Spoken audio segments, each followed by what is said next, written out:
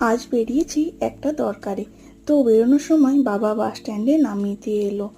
তো দেখো, কাল সারা রাত বৃষ্টির পরে সবকিছু যেন জলে পরিপূর্ণ হয়ে গেছে। কাল তো সারা রাত বৃষ্টি হয়েছে, ভাবলাম বোধহয় সকালে আর বেরোনো হবে না। আজ দিনটা একদম অন্যরকম। সময়ের সাথে সাথে অনেক কিছুই বদলে গেছে দেখলাম। কলেজের গেটটা দিয়ে ঢোকার সময় সেই প্রথম দিনের কথা মনে হচ্ছিল। ভীষণ ভালো তো লাগছিল, কিন্তু সেই অর্থে কোনো টিচারের সাথে দেখা করতে পারলাম না।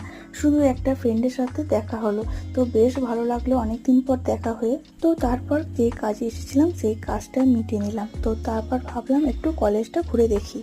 এই মাঠটাতে আমরা তখন কত আড্ডা, কত মজা করেছি। তো তখনকার কথাগুলো খুব মনে পড়ছে। ওই দেখো, দূরে এনসিসি ট্রেনিং চলছে। বেশ ভালো লাগতো জানো তখন এগুলো দেখতে। আজ কিন্তু পুরো কলেজ ফাঁকা বললেই চলে। ফাঁকা হবেই না বা কেন বলো? এত বৃষ্টি যে কি বলবো।